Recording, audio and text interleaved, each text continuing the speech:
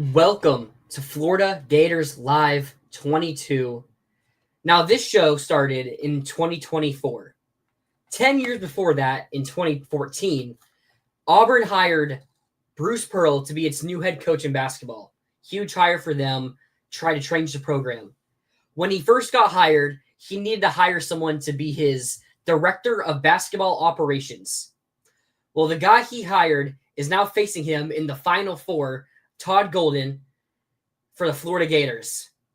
Everyone knows that Todd Golden worked for Bruce Pearl, really a big mentor for him.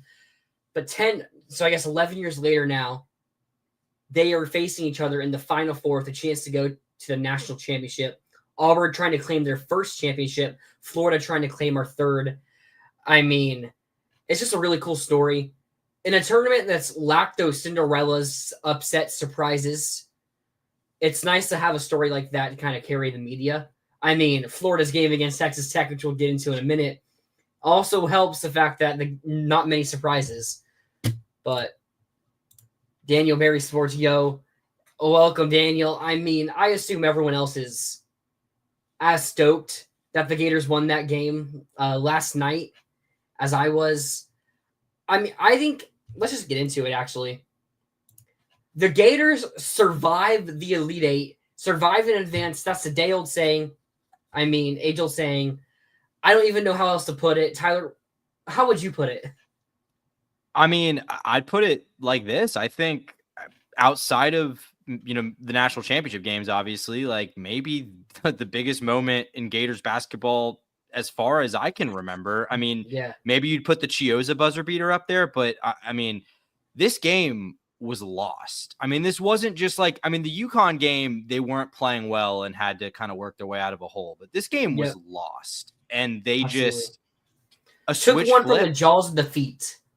Literally did. And it wasn't even like Texas Tech just collapsed or anything. It was just Florida went from not being able to hit open looks to everything was falling. And some really smart decision making, like fouling in the 1-and-1 with their bad shooters, kind of creating some extra possessions, because this was a 10-point game with 5 minutes to play. Is that what it was? 10-point game with I think 5:26, and a 9-point game with like 2:59. Yeah.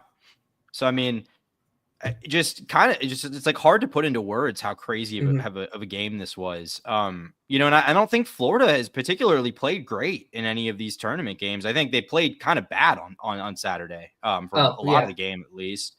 Well, I'll say I think we played really good against Maryland.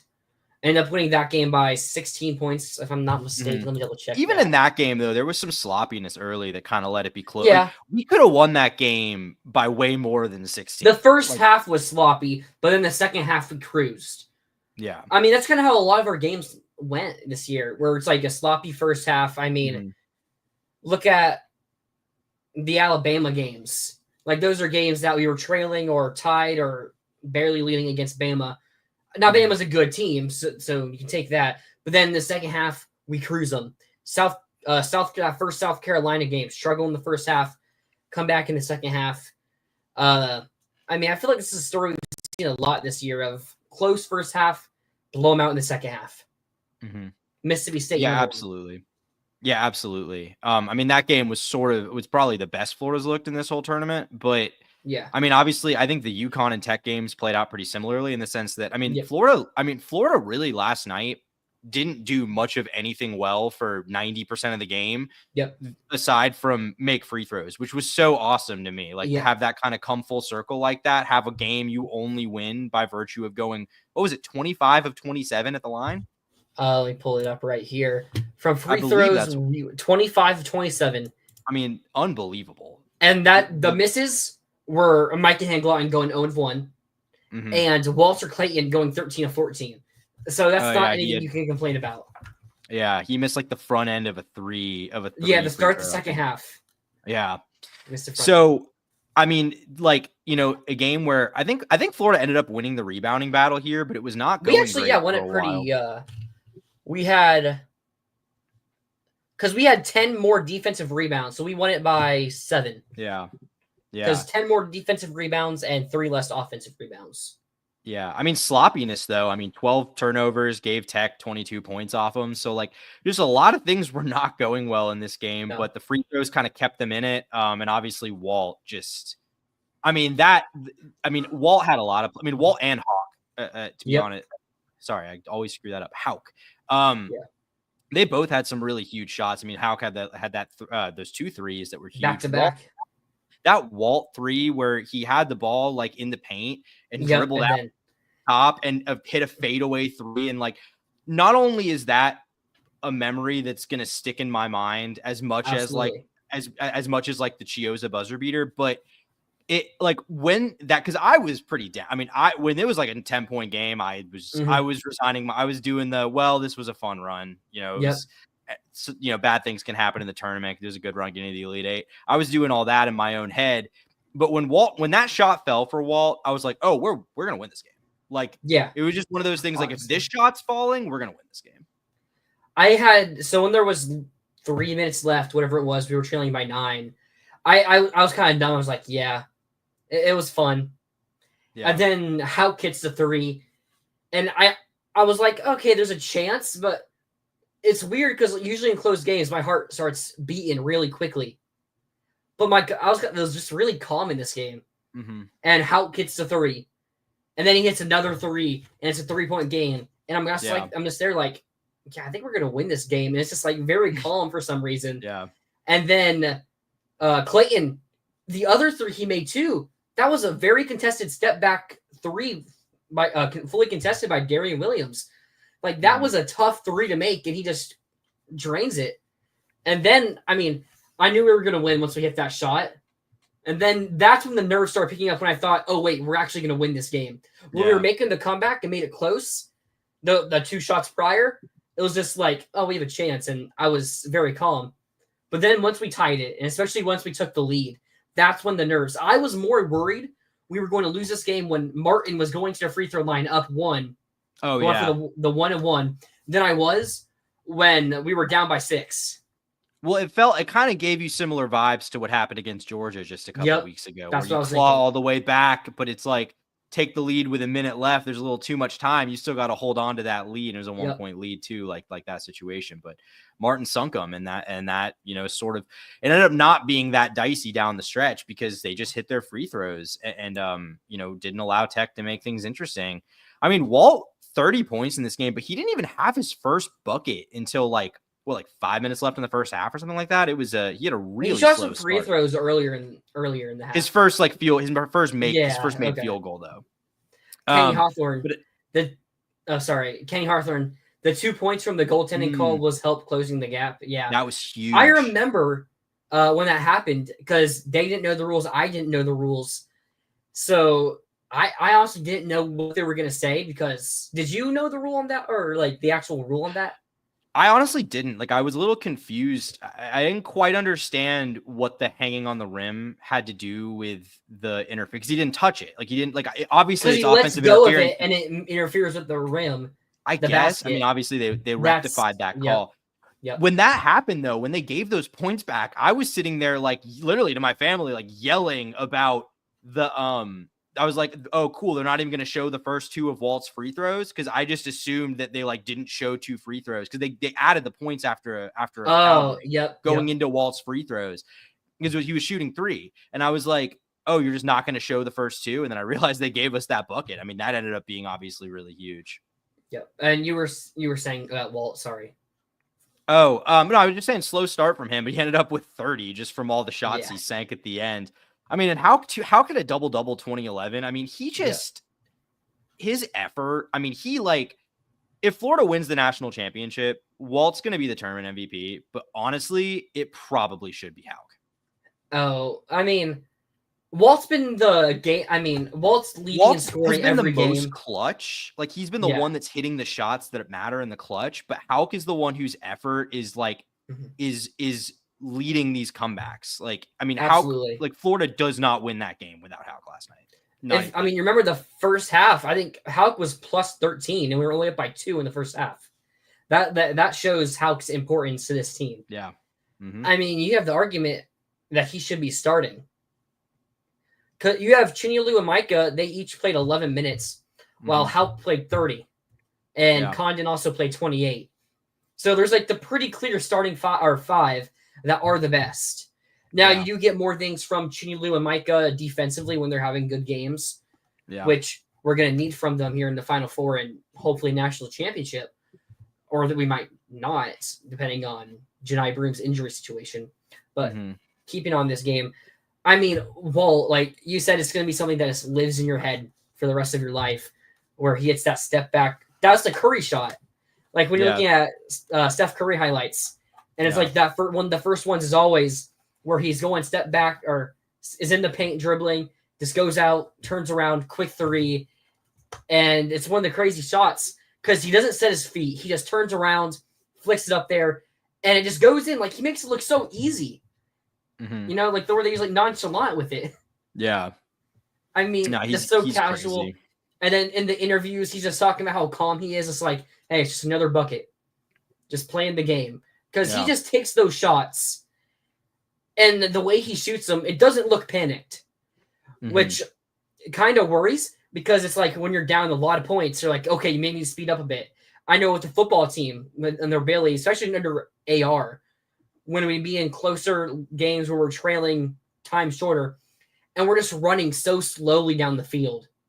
I think the Vanderbilt game, especially, if I remember correctly, back in 2022, where we're trailing by like 10 or so points, 7 points maybe, and there's like a minute and a half left. I think we're trailing by 14, and there was like 3 minutes left, and they're just going down the field, winding the clock down. And it's like, yo, you kind of need to hurry up. Yeah. But, I mean, sometimes you just got to trust the players to do what they do. And that's what Walt did. He won it. Yeah. And we really needed him to get hot like that because it wasn't coming from anywhere else. I mean, Richard had a pretty off game yesterday, didn't really do anything, had 6 points, 0 for 2 from 3. Elijah Martin had 10, but 4 of those came at the line. He was 0 of 4 from 3. So both of them were kind of MIA on those threes, and Florida was missing open looks. And Walt was too, but just really, he came up in the clutch yet again, and similar like he did against UConn, was struggling early in that game, not handling the ball pressure well, and then just started hitting very contested looks. It was very impressive. Do you know what Michael's saying here? Maybe like the unsportsmanship call? I think he's talking about the rim, the Micah thing, the hanging on the rim.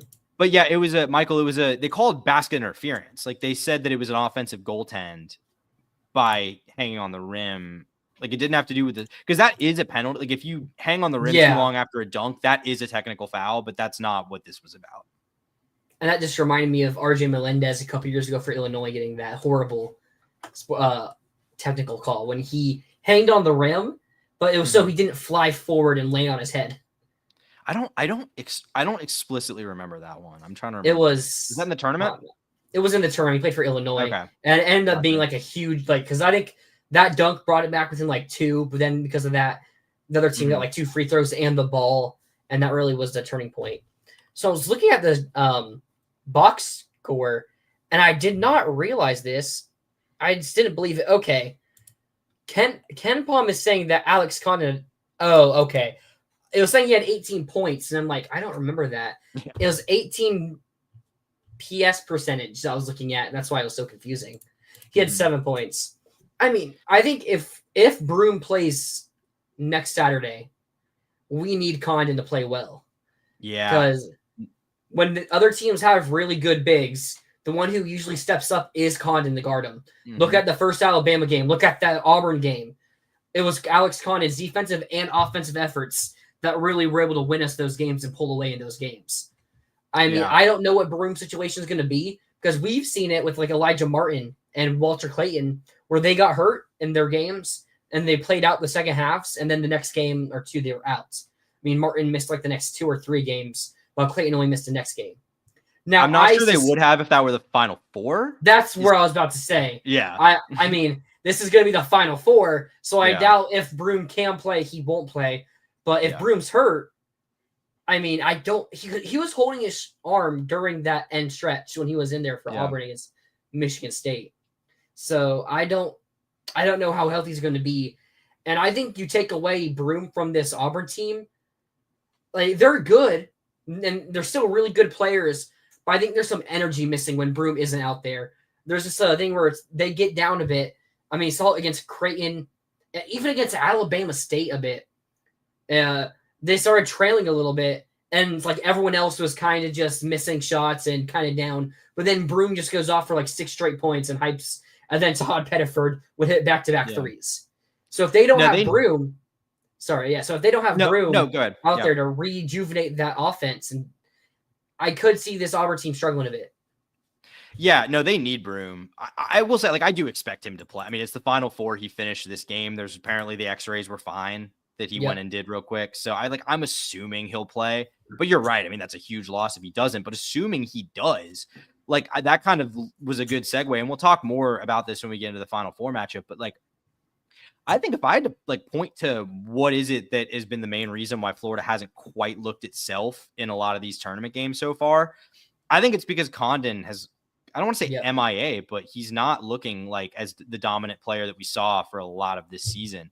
And I think when you look at that first matchup against Auburn, he shut Janai Broome down. That was probably the best game of Condon's entire career so far. Well, I mean, I'd say the Bama game. Yeah, maybe. I mean, it was okay. I mean, it was one of the best games of his entire career so far. I mean, probably it was his best defensive game, I'd say. Yeah, I mean, he also shut out Ryan Grant Nelson. Grant Nelson. Why am I thinking of Ryan? Yeah, I was thinking Ryan Nelson. Yeah, no, I think Broome's a tougher assignment, but yeah, no, that is for sure. No, but I think Alex Condon needs to play really well. Like, I think Florida, I think Auburn with Broome. I think if Condon has kind of another game like he has, because I think Florida's sort of struggled with bigs so far in this tournament. Yep. 100% so I think that it's a scary thing if Condon's not in his A game. Yeah, I mean, you look back, we can talk about the Maryland game a little bit. Derek Queen put up 27 on us. Now, Derek Queen's a rejected lottery draft pick. And that reminds me of where was it? Didn't someone right here, Kenny? Oh yeah, Clayton playing his way into a lottery pick. If he's lucky, he can get like in the 30s. Remember Marcus Sasser from Houston a couple years ago got drafted, I think, like 31st. I think Walter's better than him. I would be a little surprised if he gets drafted. Period.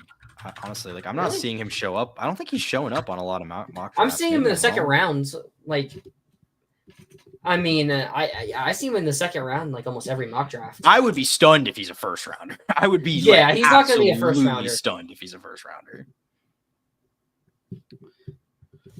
Exactly. Yeah. Condon has to return to himself. Yeah. Oh, okay. Michael, we beat Tennessee 2 times, not Auburn. Yeah, we beat Auburn once this year. Now it was in the jungle in Auburn, Alabama. So. This is the first time since 2008 all 4 1 seeds have made it. I've talked about this before. The KenPom grades. Every team with 35 plus in KenPom history has made the Final Four. I mean, we're there. And it happened again. All 4 teams in the Final Four have a 35 plus grade on KenPom. Edward. Yeah, well, this is a Florida channel and slower time. I mean, we still have football to talk about later on in the show. Yeah. I mean, if we were only to talk about football, we'd be on here for 10 minutes today. Yeah, I mean, I think ultimately people would rather hear us talk about the Final Four basketball team than like a spring practice that doesn't include DJ Lagway throwing the football. Just being real. Yep. Kenny, the Orlando Magic need a guard like Clayton. Agreed. But getting back onto this, you talked about Will Richard. Definitely need him to step up a bit more. I think you get Condon to where they're more worried about that inside presence, which leaves Richard open for more threes.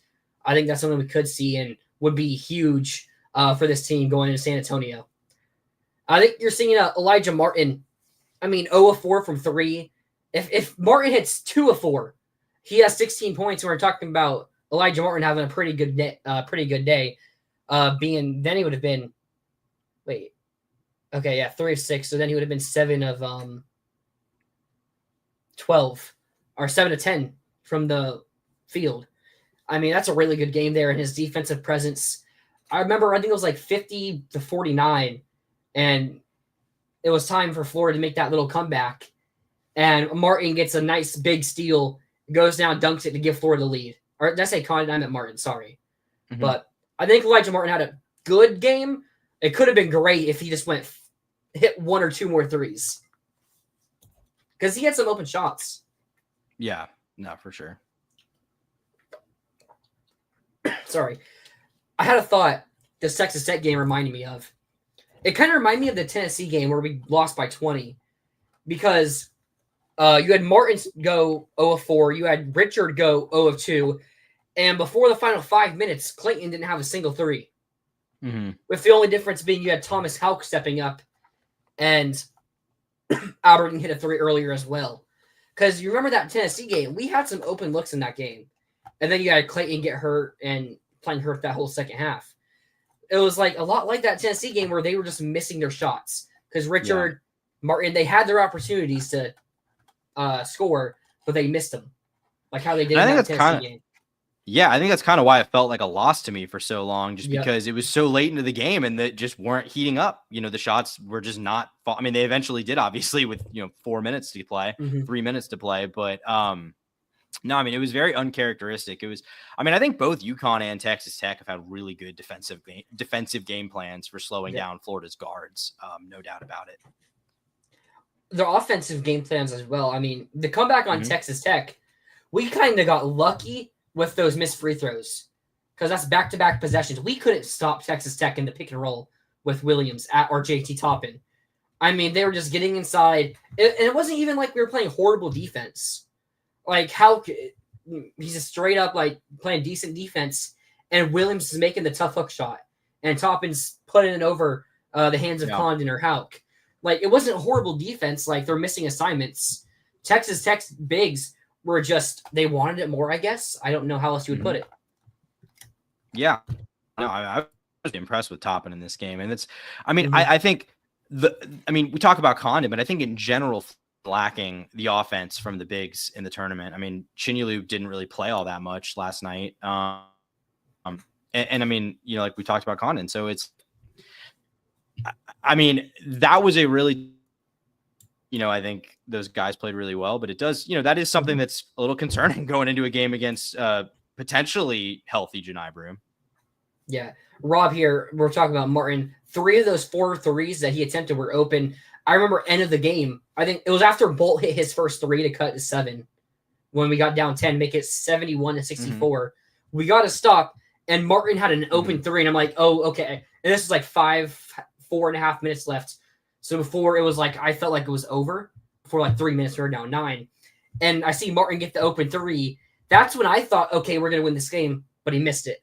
And then Texas Tech went back down, got the bucket, a 5-point swing right there. Instead of us being down by 4, we're down by 9 or 8, 9, whatever it was. That's 9.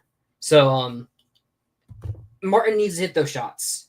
If Martin, Richard hit their open shots, Clayton does his thing, and we get Condon to step up, we'll win the national championship. Yeah, I mean, I think. Well, we'll get to the Final Four. I think that's a recipe for beating Auburn for sure. Yep. I think winning the national championship might be a next level challenge, in my opinion. Yep. But we'll get into that. Richard, how many people are going to San Antonio? I might go. It's really expensive. That's the really? Yeah. The game tickets I saw are up to like $650 for Saturday at least. Maybe they're more. So now. I saw minimum. That was for the 3 games, the 2 Final Four games and the championship, like $500. You can buy the package for the both semifinals and the national title. Oh, I didn't realize that. Let me double check Ticketmaster real quick. Yeah, I was looking at them earlier. Basketball championship. And I'll say real quick, all sessions. I agree. I think that was analytically like I think that was a conscious decision. I didn't mean it was lucky. But I'm like, it was good coaching. Now, if we got the first foul on JT Toppin instead of Williams, who was an 84% shooter, that would have been better. Now, Williams luckily missed it. But, like, I'm not saying it was lucky. You need some luck to win a championship. Yeah. Like, unless you're last year UConn, where you beat everyone by 15-plus points. Yeah. I mean, UConn, the year before that, they beat New Mexico State by, like, 2 points in the opening rounds. A 2-point game, there was probably some luck involved. Like maybe you get a lucky call, out of bounds call, like that gets in your favor. It's a couple point swing that wins you that game. Mm-hmm. So good coaching, luck, sometimes they go hand in hand. Yeah, for sure. Yeah, for the all sessions 4-5 and 4-7, 664. Okay. Yeah, that's. I mean, if that includes the national title, that's really not that bad. Like, I mean, that's a lot, but like that's really like, I mean, that's if you're making the trip, like that's doable. That's $200 for the 3 games. Like, like that's game. Totally. If you're committing to flying out to San Antonio and doing all that, like that is definitely doable. Survive. We won that game. Hey, yeah, we won. I mean I say survive in advance. Win and survive. Like UConn, it felt like we survived. Like, I mean, I can feel like we're not playing our good. Like, we're not playing our A game. Like, we're not playing. Like, this is not the best basketball floor. I mean, I think Florida wins that game last night fairly easily without the drama if they look like they did against either of the Alabama games or the Auburn game. Like games earlier this year where this team has looked like it's firing on all cylinders. They haven't really been. Maybe in the Maryland game, but aside from that. I think the big problem is like they're missing at the rim. I think at the beginning of the second half, they showed, or end of the first half, they showed a stat that Florida had like 11 missed free layups, which I think includes like Condon at the rim and Chinilu. He probably only had like 2 shot attempts in this game. He had 3 shot attempts, but 1 of 3. I know how many minutes did he play? He played 11. 11, yeah, okay. What does it show fouls on here? It doesn't. Let me get. How many fouls did he have? He had 0 because he only 0. Wow. Yeah, he wasn't. No, it wasn't a foul trouble thing. I think it was a matchup. It was a matchup decision from Golden. Yeah. I don't think he's necessarily versatile enough to handle those bigs with what they can do because they can do a lot. It was needing Hauk out there because Hauk was such a big impact. Yeah. And I've seen a lot of people talking about it on social media. Should we try Hauk out at the 3 next year, losing our 3 guards and, transfer portal, Aberdeen, Klausar might play a little bit next year as well. I think that's an interesting discussion. Yeah. I mean, it would be interesting because that's kind of not how Todd has like, I don't know if the 3 guard thing is what Todd wants to do or if that's just what the personnel. Well, that's what he did at San Fran. 3 guard or running or like, okay. 3 guards, 2 bigs. So he didn't do it year 1 here because of the personnel. Mm-hmm. So we know when he has other personnel, he will deviate away from it. You do wonder, though, because what we expect Florida to retain at least is a lot more on the front court than the back court. Yeah. So you do wonder if that's going to be, if they'll maybe change a little bit in that regard, just because of what the strengths are with what's coming back. But obviously we'll see what happens in the portal, which, by the way, I'm not trying to derail the show, but it's ridiculous that the portal is going on right now. It is ridiculous. Yeah. Like the fact that Golden is having to like recruit portal guys at the same time as preparing for a Final Four game is just stupid. Yeah. Like we got to find a way to not have this be the case. There's 1,500 guys in the portal already. This tournament's not even over. There's 1,500 guys in the portal. I mean, I will say the benefit to it, not for us, but for like the rest of the country, is the best teams. They are doing other things, so their main focus isn't the portal. So it's kind of like how a draft. The worst teams get the first picks. So I guess you kind of do get a little bit of that. But, I mean, you're already seeing Kentucky got a commit before they were eliminated from the tournament last on Friday night. Yeah. I mean, I think they got 2 commits now. So teams still South Carolina just got that good North Dakota guard. Yeah, they got another player, a 7-footer. I can't remember where from. I mean, he only averaged like 4 and 3, but 7-footer, probably a good defender for them. Trayson Eaglestaff from North Dakota is the who dropped career high 40 points against Alabama this year. Pretty sure he dropped 50 in the conference, or he dropped more in this conference championship game. Did he? Yeah, I might have missed it. Okay, I was going through. Not conference championship, but semifinals. I was going through his game logs. I might have missed that, but I went through like 3 years of game logs. So if I'm wrong, I just straight up missed that. Against South Dakota State, I'm pretty sure. Yeah, he dropped 51. Well, okay. I guess I was wrong. They went 12 and 20, but they upset the 3 seed in their conference tournament because he dropped 51 points. I mean, when you're South Carolina, and your team was, they weren't horrible. They just were the worst team in the SEC. Like, they had wins over Clemson, and I think they had like another pretty good non-con win. I mean, they had a win over Arkansas as well, who was a Did they finish in the top 100 in net? In nets. Let me check that. Yeah, they did. They were 87 in net, 70 in Ken Palm. That's the worst team in the SEC. So it's like they weren't a bad team. I expect the SEC has to fall off a bit because it was legendarily good this year. But I expect the bottom to be worse maybe next year. So I think South Carolina, I don't know how much they retain. I mean, they're losing Colin Murray Boyles, but like if they're like near the same level, I expect they would be a better team record-wise than they were this past year. Mm-hmm. What is Todd's record against Bruce Pearl? Well, I think 2-2. Yeah, 2. Well, no, we've had to play more than 5. Or 5 times. Have we? 2022 Florida. Because we beat them. We only played this them. year. We played them, and then we played them twice last year. Oh, yeah. Okay, no, and then 2022. That's right. Played them only once, I'm pretty sure. Yeah, you're right. So the 2 wins were the regular season this year and last year. Losses being the championship last year, and I believe, and we lost by Todd's 3 at Auburn in his first year. Yeah.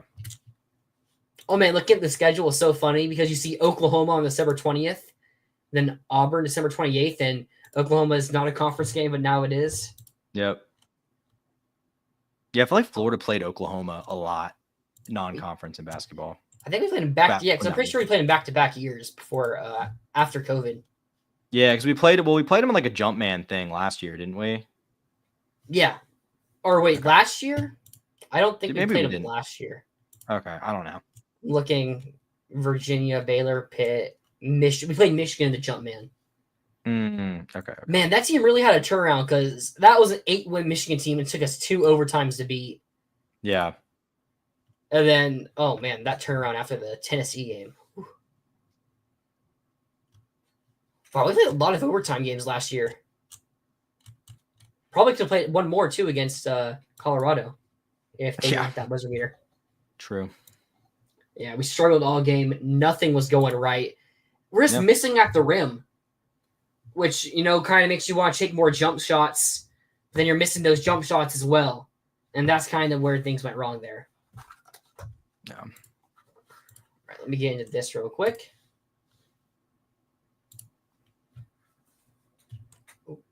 Get your business, product, service, or personal brands to the next level by partnering with the voice of college football. See what our partner Win Agency has to say about its sponsorship experience with us. Let's discuss how you can also reach your target market. Contact us at sponsorships@vocfb.com today. And I'll put, can I copy that?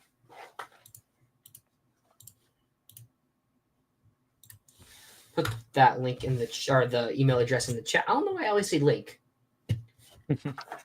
Because if you click on it in the email, it's a link. Because it can take you to the email. Yeah. That's probably why. All right. Now, Edward, you want us to talk football? Well, we're going to talk recruiting. Javari Flowers commits tomorrow. Let me find the graphic. I had it here. Javari Flowers commits sometime between 6 and 9 p.m. tomorrow. That's what the graphic is. So the graphic has actually, let me put the graphic on here. Image file. So you guys can view this with me. Is this it? Yep, there it is. Okay. Has Florida, North Carolina, Notre Dame, and Auburn on the graphic. And you can see the bottom, it's the same. Mm-hmm.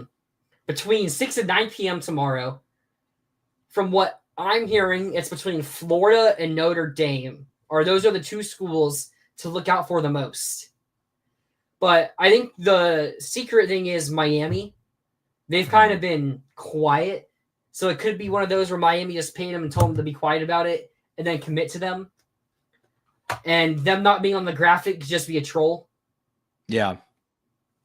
I mean, what is your thoughts on this? Well, I mean, I don't have any particular, just to be clear, I don't have any like particular insider information or anything. Yeah. I don't have any insight, but I just would say that if it's truly a race between Florida and Notre Dame, like if Miami is actually not a finalist here, I'd say that is pretty good for the Gators' chances. They've been on him for a while. Like Miami was the team that everyone kind of thought was the team to beat. You know, there aren't a lot of predictions out there on him, but the few that there are in favor of Miami were made earlier because he was a reclassified guy, originally a 2026 recruit, reclassified. So a highly rated, I think he's top 100 on the composite. He's the 82nd player in the composite. Yes. Okay. So a top 100 composite player reclassified.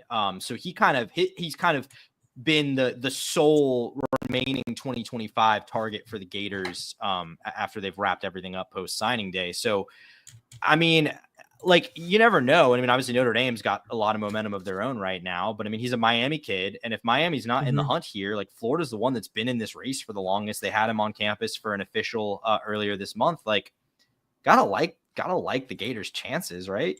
And yes, Rob, he will be a 2025 commit. Oh yeah, I should have said that. He will be a 2025 commit. He is 5'10.5". His player comparison is Dante Jackson, a former LSU and Carolina Panther. Jahvari Flowers, elite speed, size, and playmaking ability on special teams reminds us of Dante Jackson. Someone I expect would probably play nickel here. 5'10", 181. So with that size, that's not too far away from being ready to play. I mean, with our injuries at nickel, Aaron Gates being a question mark, and Michael Caraway, well, we don't really know how good he is, and Denson being the only guy there. I wouldn't be shocked to see him get some early looks in practice. Maybe because of just opportunities. Yeah, I mean, I'd be surprised if Florida lands him if he it plays much of a role this year just because he's so young. But I mean, certainly, I mean, he might get the chance, in fall, depending on, like you said, where Aaron Gates is at. We just don't know. Yep. The Gators currently rank 8th in that 2025 class. With the addition of him, we would jump Auburn to 7th, which would be 4th in the SEC, which at this point, based on the fact that we thought Billy was fired, this is the best you can ask for. Because you look at those other 3 teams ahead of us, Texas is 1, Georgia is 2, Alabama was 3. So there was just no chance we were ever catching them. No, but I mean, if you had told us back in second week of October that Florida would close with a top 7 class, or, at least a top 8, potentially top 7 class, it's pretty spectacular. There was not really even a clear path because Florida got in on guys that they weren't really in on at all. They kind of got in on late and were able to sway them. Rob, let him go to Miami or Notre Dame. Why do you say that? Yeah, I don't know. I mean, he's a pretty good player. Passing on a top 100 ranked player. And I will also add. Sorry, go ahead. No, you go ahead. Well, I was just saying, all I was going to add was not only is he a top 100 player, but when these guys reclassify, a lot of times their national ranking takes a bit of a hit. Like he would be ranked higher as a 2026 prospect than a 2025 prospect. Yes. So what you're getting here is probably a redshirt candidate, but a redshirt candidate who would come into year 2 pretty advanced, probably. Was it Caleb? Didn't Caleb Downs also or classify? He might have. But no, Sonny Styles for Ohio State. Okay. I remember here classified. He was someone who was a 5-star, like a top player in his class. Then you're classified, stayed a 5-star, and now he's a really good player in that Ohio State defense. Mm-hmm. So I'm just trying to figure out why you want to pass and let him go to Miami or Notre Dame, especially Miami. Let us get more talent. And did I? Oh no, I did. So, sorry. No, that was me. My bad. Okay, it's okay. There we go. So yeah, I don't understand why you can decline talent at this level, unless I missed something. No, I don't see anyone else that would on the other comment that would change my thought on that. Or Notre Dame. I mean, hey, we got a ton of DBs. I mean, we got 2 safeties and 2 corners. We didn't get a slot or a star. And it's the portal era. Like, so anyone could leave. Well, I'm just saying you don't know which of these guys. You don't know how long you're going to retain all these guys. I don't think saying like 5 DBs in a class is too much because you just like don't know what the roster situation is going to look like in 2 years. You might need him. That's just 5 DBs. That's 5 starters right there. That's and based on the rankings these guys were, that could be 5 starters. 2 top 50 safeties, 2 top 100 corners, and another low 4-star corner. Like that's a really good DB class out there. Mm-hmm. I mean, Bama, Georgia, Ohio State, they didn't stack talent by saying, 4 DBs is good enough. Yeah. And declining top 100 players the ability to commit to their program. Yeah, they get 4 stars. No, sorry, go ahead. If we want to get up to that level, I mean, we can't say no to players like Javari Flowers, and we got to land those players. Yeah. No, I mean, talk about not wanting him. I'd say if we beat Miami for a kid in their backyard and beat a team that just went to the national championship game, that's pretty good. That would be a pretty good sign for where Billy's got Florida at. I mean, I think we saw the problem, which really bit us because we had 2 different stars who it looked like we had a really good chance of landing in this portal cycle. Mm-hmm. Adrian Maddox, who was committed, and what's the name that went to Miami from Jacksonville State? I know who you're talking about, but I can't think of his name off the top of my head. Well, I can get his name right here. Miami 13th ranked class. I would also say, Rob, about the portal thing. I mean, I think these are not mutually exclusive. Like, I think I agree with you that Florida could use a slot guy as a transfer, but that doesn't mean you turn down this opportunity to stockpile high school talent. And there may still be the opportunity. I mean, there's going to be a whole post-spring transfer cycle. So we don't know what exactly they're going to do to address the position, but I wouldn't call Javari Flowers a project also. He's a talented player. He's just young. He's literally going to come on campus and be 17 probably, which not every 17-year-old that's a good player is Ryan Williams. You know what I mean? No. Oh, I thought he was. Oh, man. Zachariah Poyser. Yeah. Okay. And so what I was getting at, I think we saw the problem with the fact that you have a guy in Aaron Gates who would be the solidified starter if it wasn't for the fact that we don't know his injury status going into the season. And then you have Sharif Denson, another guy who's a solid SEC level starter. Yeah. So we saw the problem with trying to get these guys who could start at Georgia or Miami coming to be a guy who could end up being a 3rd string here. Yeah.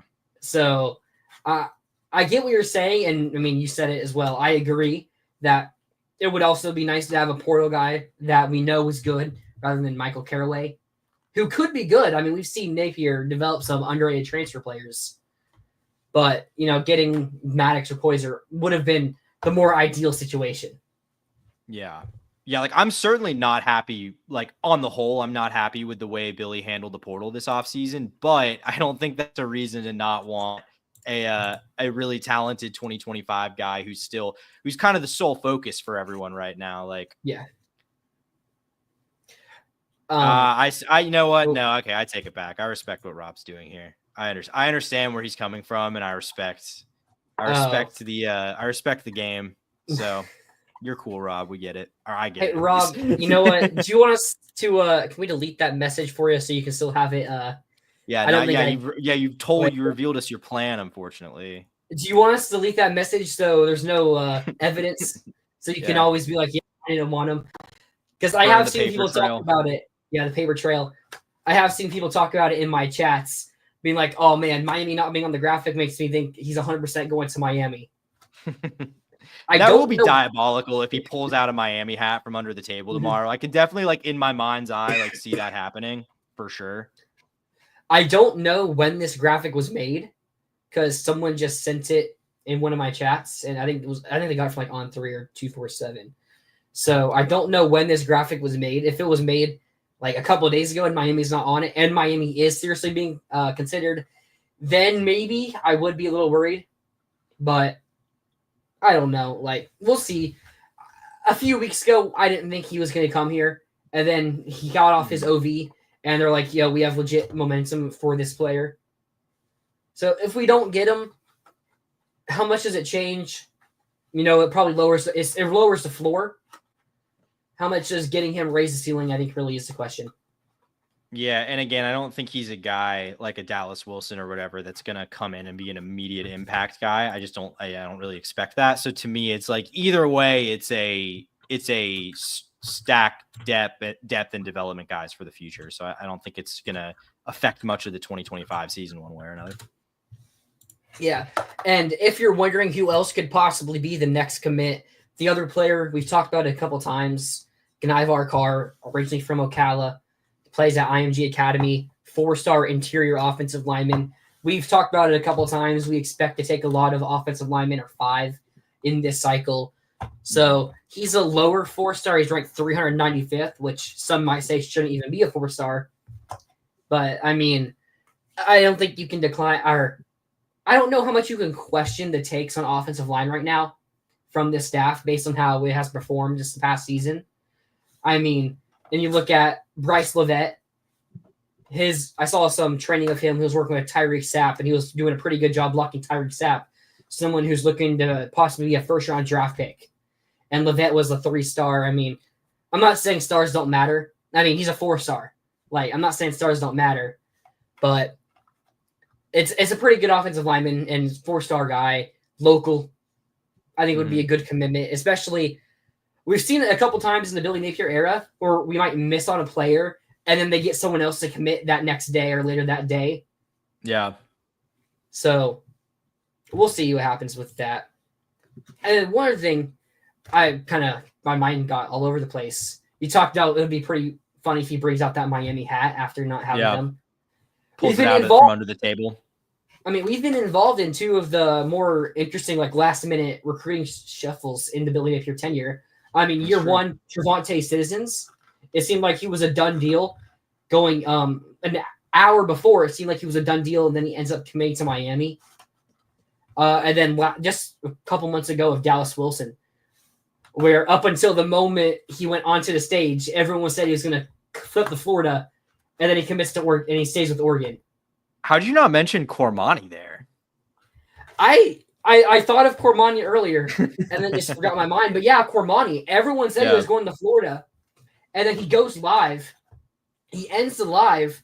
And everyone's like, what's happening? And then like a couple minutes later, Hayes Fawcett releases the Miami graphic. And everyone's questioning if he's trolling. It's kind of like how people now react to like the Luka Doncic trade. When they're like, oh, wait, is this Sentinel? Like, or is this a fake Shams account? Like, this can't be real. Wait, it also literally just left my head that also under Billy, Rashada committed to Miami and then flipped to Florida and then obviously did not end up at Florida. Yeah, that is, I mean, that is different because those weren't on signing day. And those were live commitments. Although, if you remember that Rashada, when he did flip to Florida, do you remember that day? Vaguely. You were working at LSU, so you might be less involved. Hugh Hathcock, it was reported that he just put a lot of money in for recruiting. And then, Heisman released the tweets and everything. And the rumor was it was Rashada. And we went into that day. We got to 8 o'clock. Nothing had happened. 8:30, nothing had happened. I do 10 o'clock, that. Nothing had happened. Yeah. At 11 o'clock, nothing had happened. I go to sleep, and everyone's just like, yeah, okay. It's probably not going to happen, Rashada. And then at midnight, Hayes drops edit. That. I wake up to that. I mean, Billy Napier has been part of some of the most memorable commitment flips, I mean, of the past few years. It's not good for your long-term health if you're a guy who really cares about recruiting during this Billy Napier tenure. Hey, I will say, none of them worse than Travis Hunter flipping to Jackson State. That was pretty out of nowhere. That was very funny. The same day, was that the same day we got Kamari Wilson? It was. I vividly remember that for some reason. So, I mean, that was a great day for Florida. Now, Kamari ended up not being that great. Now, Shamar did, and not that great is one way to put it. What did I say? No, I'm saying not that great is one way to put it. I was thinking, did I say Travis Hunter? No. I was just saying. I did say that was just being kind to Kamari to say just not that great. I mean, I was telling some lies. Oh man. I mean, I was telling some lies there. because we also got Shamar James, Devin Moore, and Kamari Wilson that day. Like ETN. Oh no, ETN. Wait, no, because ETN No, that was was the at next. the That All was the American next game. year. That was the next year, wasn't it? No, it wasn't the next year. He just did it at the All American game. Oh, you're right. A month later. Billy just has to win. He can recruit by other team. He can recruit what other teams are able to hold the losing seasons against it. I mean, absolutely. I still fully believe Billy can get a top 3 class if he can win football games. And that's why we put so much on this season.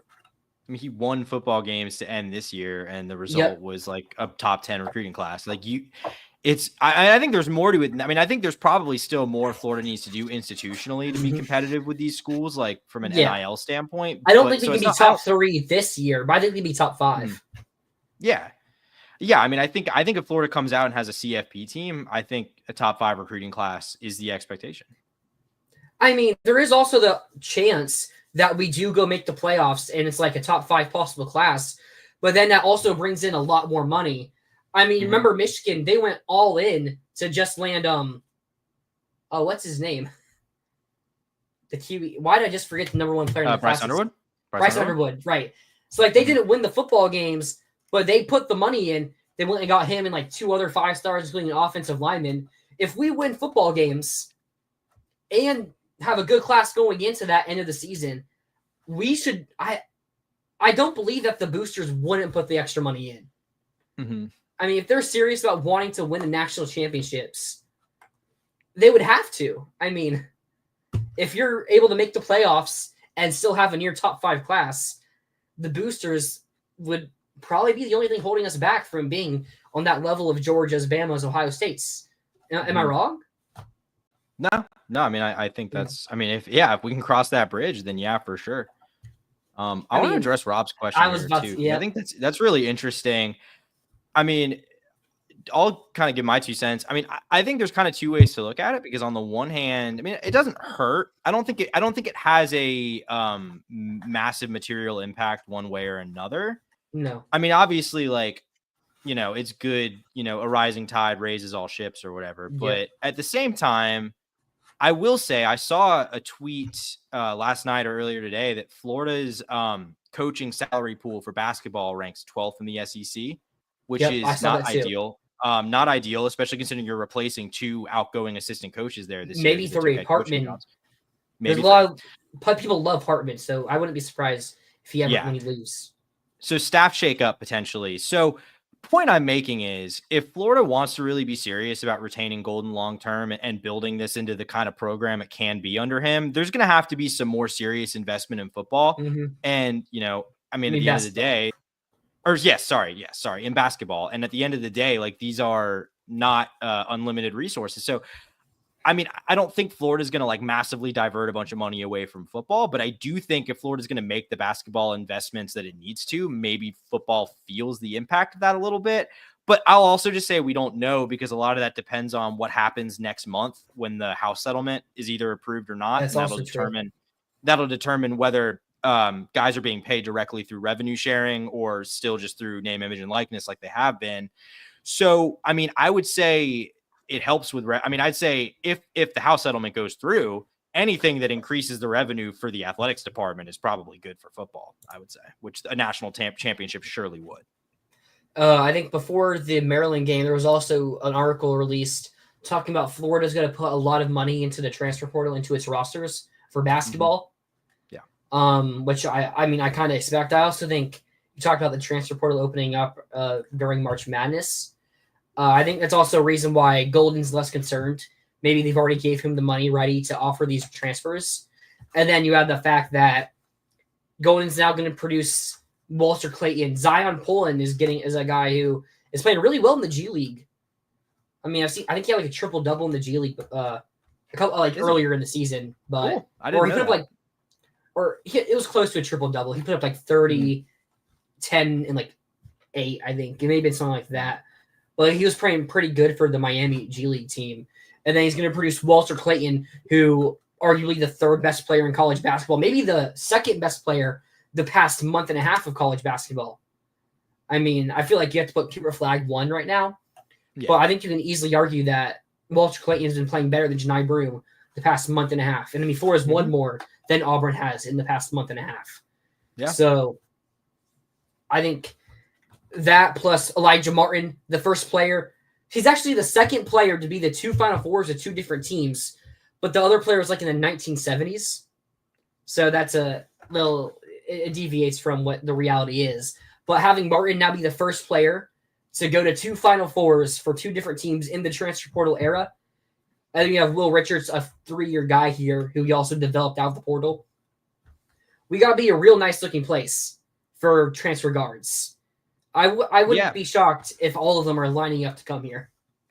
No, I mean, with the way Todd's handled the portal, I mean, it seemed to me like the only thing that was really standing between Florida and being an elite transfer portal destination was a deep tournament run, just kind of its proof of concept for Todd. So he has that now. It's to me, it's really simple. Like, I think if Florida's administration is serious and going to put the investment that's needed in, then you know what? I mean, I will say Broome had a double-double in the first half of their game today. Yeah, definitely not today. Or 34 points in like their Bama games. Probably not, but sort of sometimes a little bit. I'll say Hauck has a higher ceiling than Broome. What? Really? You think so? I mean, Broome is not just for college. Like when you include like NBA. Oh well, yeah. I mean, because Hauck actually as a player, Hauck has a higher ceiling than Broome. I mean, yeah. I mean, Hauck is. I'm not like worried he's gonna leave, but Hauck is like starting to get enough. Like enough people are talking about how Hauck is a draft prospect that it's making me a little bit nervous. I saw someone put out because he and Condon are like best friends, roommates. Mm-hmm. They fish together and everything together. That they both might like test out the waters. Kind of like how Clayton did this past year, see what they need to do to improve. Because if we win a championship this year, then it'll be a good thing that Condon maybe slowed down at the end of the year because his big draft stock opportunity was dominating in March to like maybe rise up to that first lottery draft pick potential for this year. So maybe him slowing down here ends up being better in the long run. I don't know, but or for next year, maybe not the long run. But that both he and Hauck test the waters, but then both announced they're returning with a nice bag from Florida, of course. And then they run it back with Hanglotten and Ruben Chinyelu. I can't remember what it was, but the other day they were asking Golden about it. They were talking about the bigs. I think they were talking about Olivier Roux, and they were asking like his playing time next year. And Golden was talking about it was like, yeah, I don't know how much he's going to get next year. Probably not that much. We still want him to develop a bit more for another year, which people lead to think is we're just going to be returning all 4 of our bigs. And it's hard to put Roux in when you have guys who are proven SEC championship level, maybe national championship level bigs. Maybe. I mean, I think part of that is also just it's hard to put Roux in when he's pretty rough around the edges still, which I think he wasn't a big time recruit. I mean, he's 7'9", which is cool. So I got to believe he can one day be a guy that can at least play 10 minutes and be like just a guy you put around the rim to get boards and stuff. But I mean, I'm kind of operating the assumption that Condon's probably leaving. I have heard a little bit of smoke of Florida going after big men in the portal. Really? Who? I can't remember the guy's name off the top of my head. It was it's like a 7-footer, a German guy, plays on the West Coast, and I can't remember. Santa Clara, plays for Santa Clara. Can't remember his name. Not San Fran? Because I heard someone from there. No, it was Santa Clara. I'm almost positive. Santa Clara basketball. I heard Florida was in it with teams like Michigan and Kansas. So like there's like other big programs vying for him. But when I saw like hearing smoke that Florida's going after portal big men makes me a little not super confident that Condon's coming back. Let's see. I mean, I'm looking at Christoph Tilly. That would probably be German right there. That would be 7-foot center out of Berlin, Germany. 264. I mean, 240, a junior. So only 1 year left. Yeah, and I don't have a ton of intel on where Florida stands on this guy beyond the fact that they apparently have been in contact with him. I saw we were in contact with the guard from San Francisco. I can't remember his name. It's like a 6'6" guard who is like 10 8 and like 4. Let me look up Tilly on Twitter to see. That's he may enter the portal. Is seeing the portal. Deep start is hitting the transfer. He's a modern base and shoot from deep and start right away at UNLV. Okay, that's UNLV fan page. Yeah. I mean, I don't know. We'll see. Joe Tipton on the 26th talked about Zoom calls with Illinois and Ohio State tomorrow. So Ohio State's being linked with him a lot. Okay. So we'll see. I mean, yeah, maybe that's just him. There. Maybe that's just him being cautious just in case they do leave. Yeah. Got to hedge your bets a bit. So, I mean, I don't know if Condon and Houck have talked to him about their possibility of leaving, but I even see Duke fans talking about him. So I guess he's pretty good. I mean, his stats weren't overly impressive, right? It was like, maybe he's really good defensively. Yeah, I don't really know. I know Santa Clara was a decent team this year. What?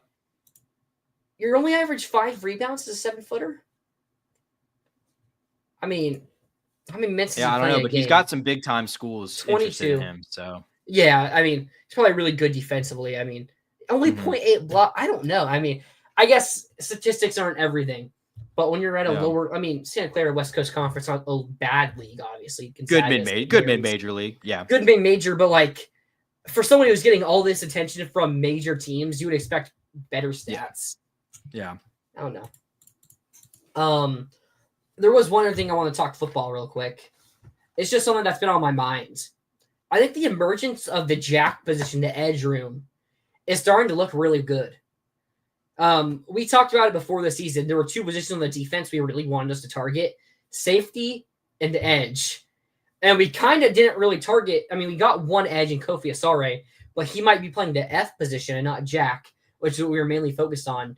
And then we did get a single safety, unless you include Michael Caraway in it. Asa Turner got cleared, but his role with the team is unclear at the moment. So we'll see what happens with Asa Turner. But this jack position in particular, I kind of wanted to touch up on because we lost Jack Pyburn, who we haven't had like a good edge rusher or edge position player. Edge defender, Edge defender since John Grenard. I mean, Brenton Cox, very inconsistent. Princely was inconsistent. So, and neither of them were really good run stuffers. So when we get Jack Pyburn, who's a pretty good run stuffer this past year, lose him, you lose TJ Sears, who was kind of like the same as Jack Pyburn, like pretty good run stuffers, neither really good at rushing the passer. We were talking about, okay, maybe lose one of those 2 and get one that can really rush the quarterback, and we'd be really happy. But we lose both of them. We don't pick up anybody, but I think the words out of camp have been really good about this jack position, especially with LJ McCray, George Gums, and then the freshmen, especially Jaden Woods, starting to emerge as high upside guys that are really taking it to the extreme, like in the weight rooms, like Jaden Woods being talked about as like one of those leaders in the weight room as a true freshman, high work ethic and talented guy as well. So he's not just a high work ethic, kind of like Jack Pyburn, maybe a less talented guy who was in the weight room, was trying to get better, but there's limits to everyone's ceiling. And he had probably a lower one than what Jaden Woods has. Yeah, no, I mean, I think this has the potential to be a really solid room. I mean, it's probably like position group, like if you're grouping, if you're grouping defensive tackle and nose tackle together as one position group, it's probably it was one position area or whatever. It's probably like the area on the defense I feel the best about, honestly. Yep. I mean, obviously linebackers. Wait, what? I'm saying I guess if you were to narrow it down to like a specific position, depth and all that I feel best about, it's probably Jack. Probably Jack. Really? I mean, I'm probably F. I mean, yeah, it could. If you include edge, let's just say edge. I don't know. Yeah. That's. I mean, it's also a little unclear to me exactly what the difference is and how Florida uses these positions. I think the F can play a bit more inside. Yeah, but they also do both. So yeah. So let's say edge. Yeah, I mean, I just think between obviously Gums, we saw, I mean, maybe not like an all SEC caliber player, but a guy who just Right. is a effort guy and can really make an impact. I think McCray, we'll see. I mean, obviously got to like the potential, former 5-star. Haven't seen a ton from him so far, but Yep. I mean, is going to have the opportunities this year. And then like Jaden Woods is, like you said, a guy that we've kind of been talking about since the day that he committed, as a guy that we could see make an early impact on this Yep. team. So I think you got to feel pretty good about it throughout. I mean, Yeah, you're Jack right. is technically an outside linebacker, but it's ambiguous. Yeah. Like F is defensive line and Jack is outside linebacker, but like I feel like there's a lot of overlap there. It's just words on paper, Yeah. words on Yeah. screen. Yeah. You're the witness to this. I've been high on Jaden Woods. I've been probably higher than anybody else on Jaden Woods. So it's nice to hear all the things coming out that he is really going to be one of those guys that could be a really good edge rusher, the best edge rusher for us since John Grenard, who John Grenard's had a pretty underrated NFL career at this point. Yeah, no, he's been solid. He's been solid. And yeah, I just wanted to talk about that quickly so we can say we talked a bit more. We talked actual on-field play, not just recruiting and not just basketball, because we're going to end the show off here with basketball. But first, let me tell you guys, you can catch our live show, not live. You can watch the replays, listen to the replays of it on any of your favorite audio platforms, Apple, Spotify, Amazon. You can find us at the Voice of College Football or VOCFB Florida Live, any of those platforms. They download it, put it straight into those apps. If you're listening to it while you're driving, going to sleep, it's easier to do that than it is to watch it on YouTube. Watch it anywhere. We're really thankful for anyone who does watch the show. Yep. All right. You ready to break down the Final Four game? Yeah, let's do it. Or just the Final Four in general. I mean, we will have a live show on Sunday, so if we do make the championship, we will break down whoever we are playing the championship. But I guess we'll just break down the Final Four a little bit. I want to lead this off. Huge shout out to KenPom. The top 10 KenPom teams of all time. Number 2, 2024-2025 Duke. Number 6, 2024-2025 Houston. Number 8, 2024-2025 Florida. Number 10, 2024-2025 Auburn. I mean, the entire top Final Four is the top 10 KenPom teams of all time. I mean, it's just ridiculous how good these teams are this year. Now you see a bit splurge in the past couple of years with teams in it. You have last year's UConn. You have 2021 Gonzaga. Actually, outside of that, it's not really no one else in the recent years. I mean, 2015, or was it 2014, 2015 Kentucky. So it's not too crazy. But of course, the Gators would be the best team nearly 9 out of 10 years. And we get stuck in the year where 4 of the top 10 teams of all time are in the Final Four. Yeah. I mean, oh, man. But yeah, why couldn't this have been the year where San Diego State and FAU make the Final Four, man? It's not fair. I mean, that UConn team that won it was also on a tear then. Yeah. Is that UConn team on here? No, the UConn. No, that was UConn. The UConn won both. That was UConn's first. Yeah, UConn won back to back. Oh, no, I was talking about this top 10 list. Oh, sorry. So actually, wait, if I'm not reading, oh wait, no, okay, it was last year UConn, and then the other UConn team. Okay, the other UConn team is not on this list. They were only a 4 seed. But I remember everyone was talking about them as a 4 seed as a national title contender. So that was an interesting year. Yeah, Rob, we can just end the show here. Final Four breakdown. If UF is making shots, we win easy, and Duke will beat Houston. All right, guys, we're gonna wrap it up now. No. Well, if we're getting serious here, the Lions have came out for this game. Florida is the favorite, 2.5 points. Don't think many people would have expected that just 2 months ago, early February, late January, that Auburn was the underdog and Florida was the favorite in a Final Four matchup. I think it shows how much this team has developed over time. Yeah. How much better they have gotten and how much, it's hard to say they've gotten worse, Auburn has, because like the losses are to good teams, but the on-field, the on-court play, it does look like it's been worse. But, shout out to this team for really rising the ranks this quickly. Yeah. I will say Auburn. Because I didn't really expect Auburn to go super far in the tournament. I had them. I think in my bracket I had them going out in the Sweet 16 because they ended the year not playing very good basketball in the regular season and their tournament exit. I think they've looked pretty good in the NCAA tournament so far. I think they look more like the team that we've seen for most of the year. I'm a little surprised to see Florida favored there, but I don't think I'm not surprised in the sense that, Florida's a team everyone's been on, and they've overcome two sort of, varying degrees of improbable comebacks. So, like, I'm not really surprised that people think Florida's just the hot team right now and are picking them, but I'm surprised just because I think Auburn has looked like they're getting back closer to form. I disagree. So, you think they look more like? You don't think they look a lot better than they did like the last week of the regular season? No, so look at the last week of the regular season on. Lost to Texas A&M. They lost in the second round, but Texas A&M was a 4 seed, a top 20 team in the country.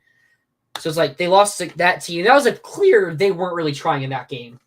Like, down the next game, they lost to Alabama where they were trying. They lost to a top 10 team, like a top 8 team in the country. In overtime. Like, that's not looking bad. And then they play a close game against Ole Miss, an Ole Miss team that made the Sweet 16, the top 16 team in the country, where they still won. And they lost to Tennessee, another top 8 team in the country in a close game, where I know the refs were very interesting in that Tennessee-Auburn game. Now, they lost it, and it's like they weren't looking as good as they were earlier in the season. Yeah. I just think, law of averages came out, and is Auburn the dominant team that's winning every single big game they played for the first half of the season going into February? No. But are they still a top 5, top 4 team in the country that could win these big games? I also don't think the path they've taken or had is that impressive. They had it was a close game in the second half against Alabama State. Now, they won it by double digits. It wasn't close in the end, but it was a closer game at points. Like, I don't think they looked better than they did against Tennessee in that game when they lost to Tennessee. And then they played Creighton in the second round. Creighton's up at halftime, and then Bama takes over. Not Bama. Auburn takes over. They win it. Sorry. But Creighton 8 seed. How good is Creighton? Is Creighton better than Alabama? No. Is Creighton better than Tennessee? No. Is Creighton better than Ole Miss? I would say no. Is Creighton better than A&M? I would say no. So beating Creighton, not close game, however you want to put it, a game they pulled away at the end to win. Then they lose they beat Michigan. They had a really nice run. Now, the second half against Michigan, that's where I thought that you could say they looked like the Auburn team of earlier in the season, where they went down by like 9 points, and then I blink and they're up by 10 points. That game was so weird how it ended up doing that. But then this Michigan State game, they looked good in this Michigan State game. They're pretty dominant in this Michigan State game, honestly. Yeah. 6-point win. It wasn't that close. It was there by double digits the entire game, basically. Yeah, that was kind of fake.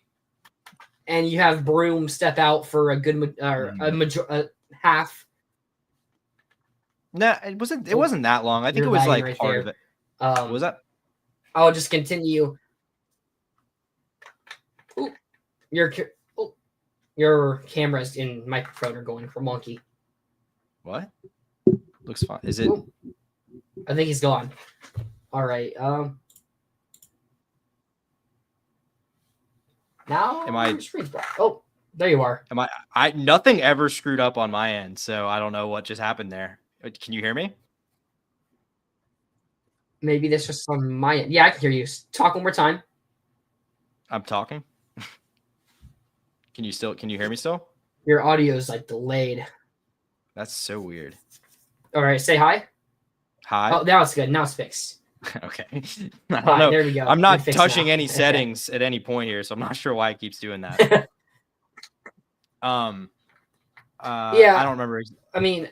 I wasn't that high.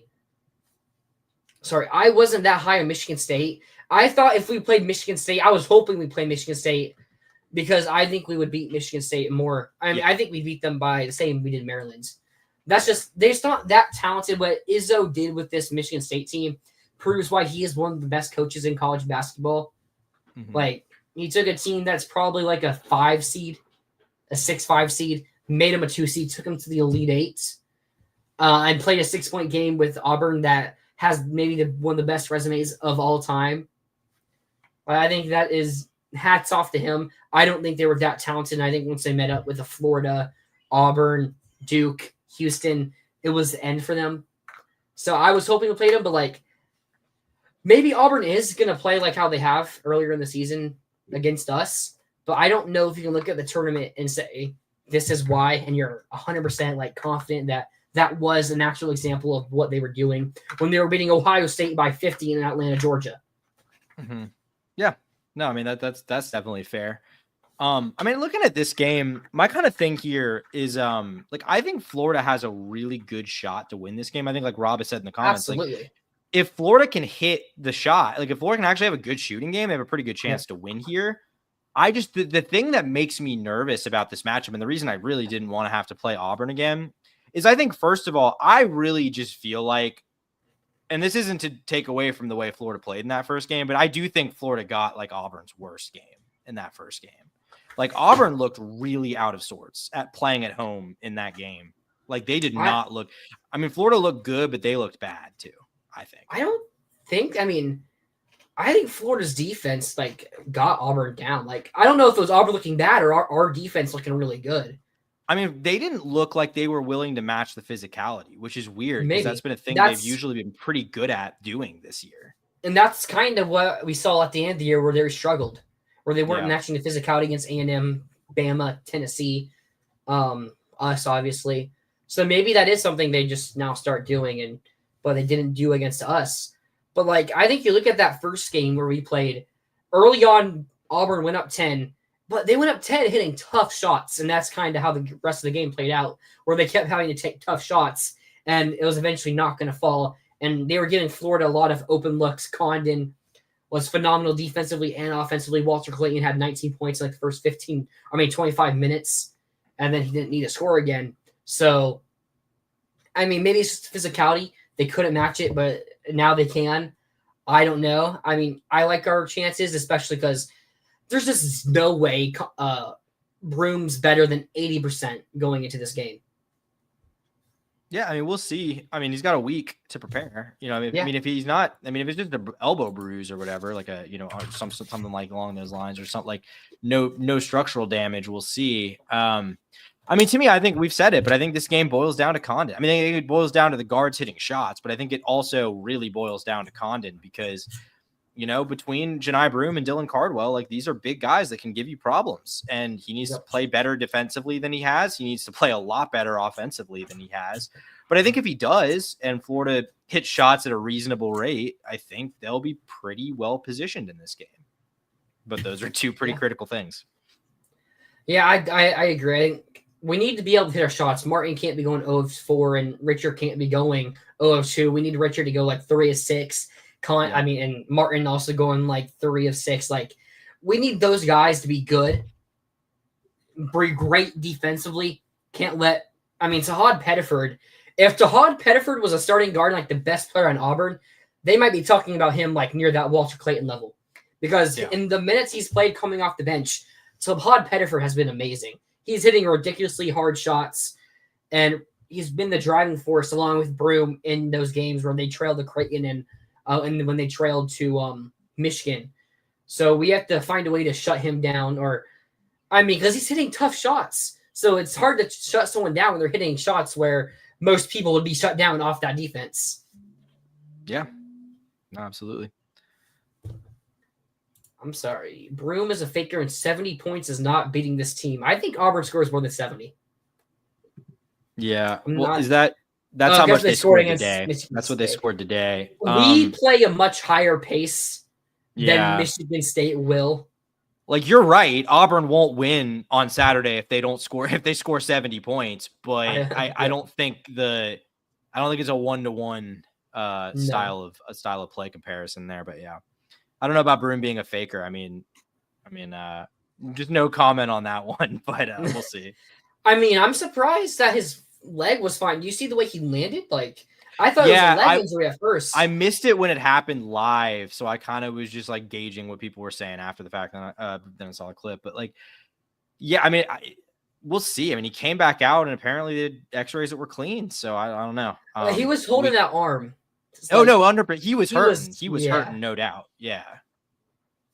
I mean, I swear this Auburn team has more injuries than they come back in the same game than any other team I've ever seen. Yeah. Well, to be fair, that's happened to us a decent amount of times this year too. That's it. I mean, the same amount that's happened to Auburn, or like even close. Yeah, no, I'm saying like I'm saying both teams it's happens to at a pretty high rate. Yeah. I feel like with Auburn, you have like multiple, like it happens every single game with at least one player. Yeah. Like Chad Baker-Mazara in their first game against Alabama State, it happens. Was it Dylan Cardwell in like their second game against Creighton? I mean, he got injured, I think it was as well. So it's like it's happening every game where you have a player come off, go to the back, and then come back and play. And I mean, yeah, Broom hit a 3. It was a wide open 3, and he's not. I mean, I hope we don't give him many of those, but he was holding that arm. Yeah, I don't know. I mean, Walter Clayton's been he's on a mission here. He's trying to get that championship. I mean, he doesn't want to lose. The way we lost in last year's tournament probably still haunts him. Or, I mean, probably not with how relaxed and calm he is. But I don't know. I think the team's going to be able to beat Auburn. Yeah, we're getting into score predictions here, or what do we want to do? We've broken down this game once. What else can we say? Do you have anything else new to say about the Florida-Auburn matchup? I mean, not really. It's I mean, it's, I feel like it's nothing, not really, except it just feels fitting to me. Like, it didn't feel right that this season could end with this Florida and this Auburn team only playing one time. So kind of makes sense to me that they're playing again in the Final Four. I mean, like, are we getting into predictions here? Yeah, we can go get into predictions. Okay. So, I mean, I'll just say, like, I think that, and we'll get in, if we win on Saturday, we'll get into this on Sunday, because I think a hypothetical matchup against Duke in the championship really scares me. I'll be completely honest. But I don't think, unlike a hypothetical matchup with Duke, I don't think there's a lot of different things that have to go right for Florida to win this game. I think they just need to be able to play their game, and they'll probably be okay. So I will go with Florida here. Even though it's, I don't love the game. I don't love the matchup. I'll say it's tight though. I'll say Florida wins it like 85-82 or something like that. I think it's high scoring and tight. Yeah, I mean, Florida's had 2 of the better games in this tournament, the UConn game and now this past Texas Tech game. I think we get a third one that's maybe one of those better games in the tournament. Now, the good thing about not having these upsets is you're getting to the Final Four, and you're going to have really high-level matchups. I think that's what we get here. I think both teams are going to be locked in. I just think the difference is going to be Broom isn't 100% or close to it. I mean, maybe he's 80%, and 80% Broom is still a really good Broom. I mean, remember the Tennessee game? He went and put a double-double when people didn't think he was even going to play that day. So we know Broom can play through his injuries. I think you're going to have Condon. I think he's going to have a really good game here. That might be the difference, Condon. How well does Condon play? If we get like a B- or lower Condon, we probably lose. But if you're getting like a B+ Condon, maybe an A, I could see us winning comfortably. I just think it depends how Condon plays. And, I mean, I think we're going to get a good Richard and Martin. Experienced guys, Martin especially. 0-1 in the Final Four. Martin probably wants to get that championship appearance. I mean, same with Richard, solid player. I think Auburn's going to give up more shots than Texas Tech or UConn did, which I think is better for Richard when you give him the opportunities when they're not just on you 24/7. So I think Richard's going to have a solid game, just like a 15-point game that you see from Richard all the time. How Martin plays to determine Clayton, I think he's going to put up 20+ points. Maybe he has to put up 3 to win it like he did against Texas Tech. I'm going to agree that we win. I'm imagining this. Broom is probably going to put his heart on the floor. He has a good game. Condon has a solid game. I'm going to take the Gators to win it as well. I'm going to go 88-84 Gators. Okay. So we're pretty similar boats here. Oh, okay. I guess let's get into some comments. Let's see. Now we have Martin. Yeah, we didn't have either of those guys. Let me actually just put this. Yeah, I forgot we didn't. I actually forgot we didn't have Martin in that game. Yeah, I mean that's actually a whole new element. We didn't have Martin, nor did we have Micah Handlutton in Micah hadn't even burned Auburn. the red shirt yet. No. Yeah, right. Yeah. No. Mm-hmm. I think the stats now: Florida is 24-0 when Denzel Albertine hits a three. Now he was really good against Auburn. So if against Auburn in that first matchup, I mean, maybe Martin wouldn't have played as well as Albertine did in that first matchup. Maybe he doesn't play as well as Albertine did to Saturday at 6:09 p.m. I mean, I guess that is a factor we didn't even think about, but I think Martin's defense is also going to be really well for us. Mm-hmm. I mean, how tall was Tahad Pettiford? He's not. I mean, he's actually like. Tahad Pettiford is 6'1". Yeah, so he's shorter than Elijah Martin. You have Elijah Martin on Tahad Pettiford. That physicality, I guess. I mean, we talk about the physicality is really what's broken down Auburn and their losses. How many other teams have that physicality? I think Michigan State has physicality, but they don't have the talent to keep up with it. I think that's the difference in this matchup. Yeah, I see that too. I don't know if you guys watching the stream can see the Tyler's screen having a seizure right now. Yeah, okay. You get I don't know.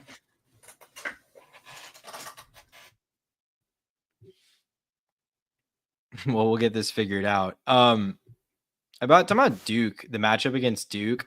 I mean, I agree. I don't think anyone matches up well against Duke. If there was one thing I will say, okay, yeah. So Rob's saying it's glitching. Yeah, I mean, if there's one thing I will say about the matchup against Duke is that, I mean, I actually do think Florida might be the only team in this tournament that's like built to even have the potential to stop Duke.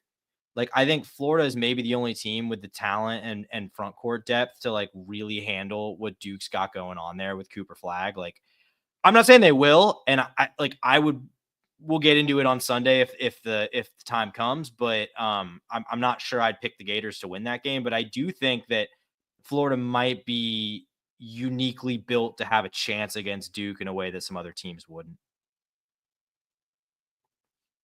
I can't hear you if you're talking.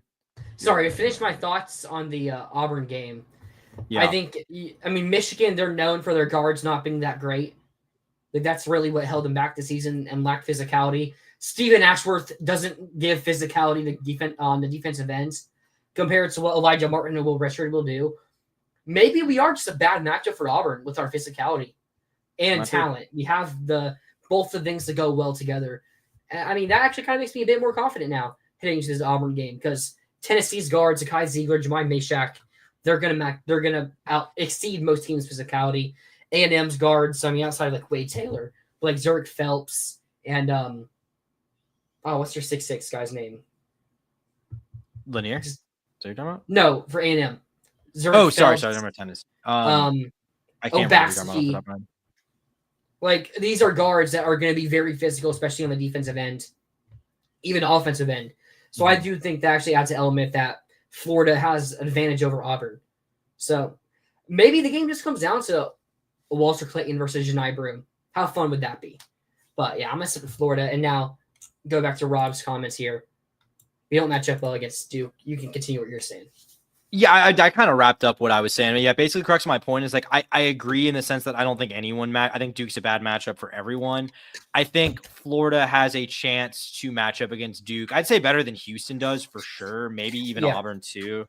Like if anyone can beat them, I think it might be this Florida team. But again, we'll see how the Final Four plays out. But if Duke rolls Houston in the Final Four, I'm going to be hard pressed to pick the Gators in that game. I'll be honest. Can you tell me it was oh man, I just forgot his name for the second time this stream. Who they had matched up? Alabama had matched up on Cooper Flagg last night. Was it? I actually don't really remember off the top of my head. No, I know who it was. We said his name earlier. The big man. Oh, was it Grant? Did they have Grant Nelson? Yeah, Grant Nelson. Okay. Yeah, it was Grant Nelson. Grant Nelson actually like blocked him really well. Like had a really nice block on him. in that game. Yeah, I do remember that. He got packed on that one play. Yeah. Yeah. So if we look at the matchup of Florida versus Duke, I'm going to put that away, bring the question back up. Oh, comments right there. If we're looking up matchup-wise or just looking at the games, Alabama versus Duke. Bama missed a lot of open shots, open threes against Duke. Did you watch that game at all? Yeah, I watched a decent amount of that game. And you noticed Bama was missing a lot of open threes. Yeah, I mean, what did Sears end up going from 3? I don't remember, but it was awful. I mean, that was a close game for the first 30 minutes. Like, it was in distance for Bama to come back. And you had Mark Sears shoot. Where is he at? He shot 1 of 5 from 3. Chris Youngblood, 1 of 5. 2 of 12 from the field. Yeah, I mean, Grant Nelson, 0 of 2 from 3. 0 of 2 for 1 of 6 from Aiden Holloway. Yeah. Like a month ago, I was listening to the show, and they were talking about the best 3-point shooters in the SEC play. And I was like, guys with like 80-plus attempts and over like 45% from 3. And the 3 players were Chris Youngblood, who went 1 of 5, Aiden Holloway, who went 1 of 6, and there was Will Richard for Florida. I mean, if you want to beat Duke, you have to hit those open threes. Which, I mean, I feel like it's said like if we're not hitting our open threes, then we probably won't be Duke. But if we are hitting our open threes, and maybe we put Thomas Houck on Cooper Flagg, because stylistically they're probably the best matchup. Like, I think Houck's physicality could stun Cooper Flagg for like a half. Because there's not many 6'9", because Houck is like a skinnier guy, but the way he plays bigger than he is. Yeah. And Cooper Flagg, I mean, they're similar size-wise. I think there's like a 5-pound difference between them. But Cooper Flagg is a bit more finesse. Like, he can be power, but I think Houck has more power to him. And that first half, if Florida can hit their open shots, maybe you put Houck on Flagg. Now, the thing is, Flagg runs at the 3 for Duke, right? I believe so. I mean, do you run a bigger lineup if you're Florida? You might have to. You literally might have to. You probably have to. I don't think you start Houck, but you probably have to have him on the court for vast majority of the game. I mean, you can't. I think you look at the matchup against UConn, Liam McNeely being 6'7", playing the 3 was a big matchup nightmare for us. I mean, if you have a 6'9" guy playing the 3, that's an even bigger matchup. Like first overall pick in the NBA draft.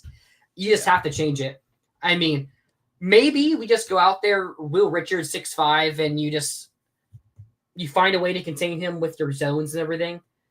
I mean, we don't run much zone. That's the thing. Like, we're probably going to have to play Houck a lot, which, I mean, he did play 30 minutes to win this game. I think if we want to beat Duke, the matchup that matters most might be Houck versus Cooper Flagg.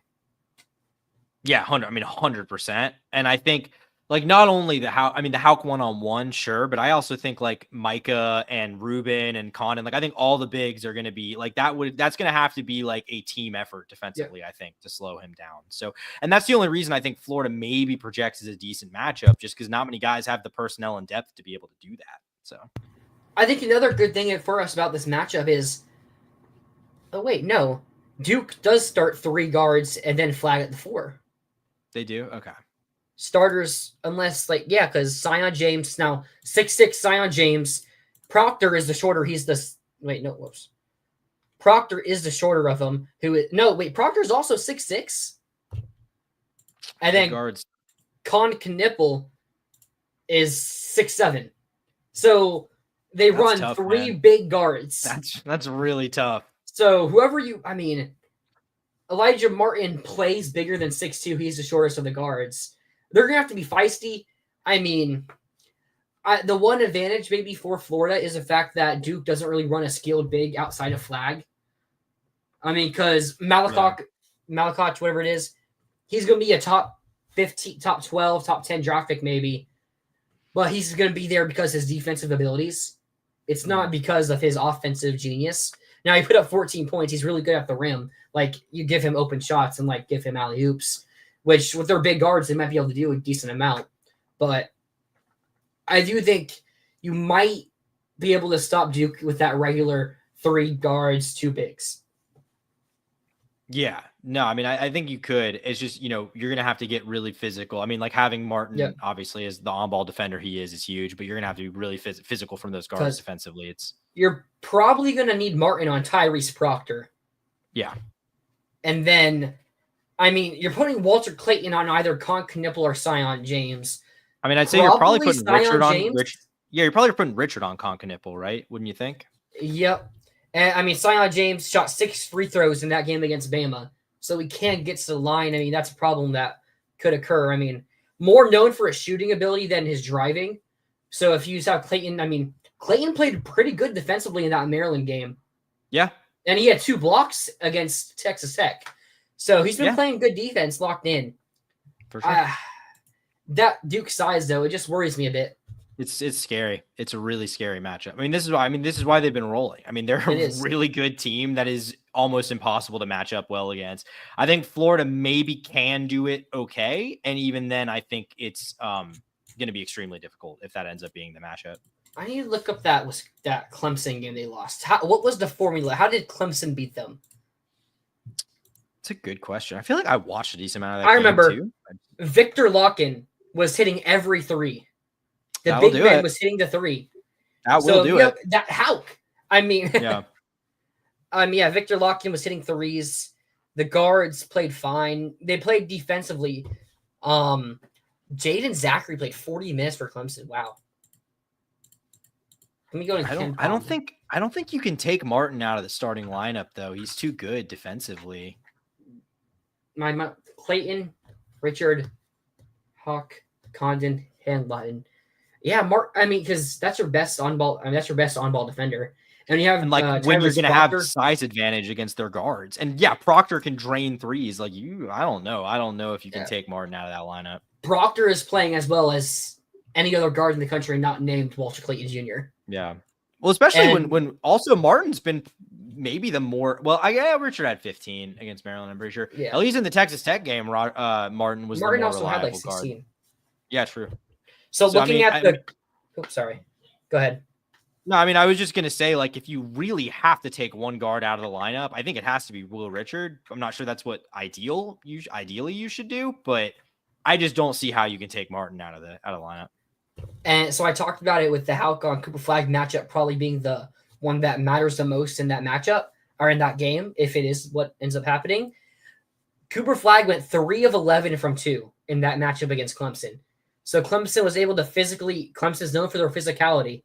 So you get there, you get him. Because Duke went 12 of 24. They shot 50% from 3 and still lost to Clemson. Yeah. While Clemson went 4 of 10.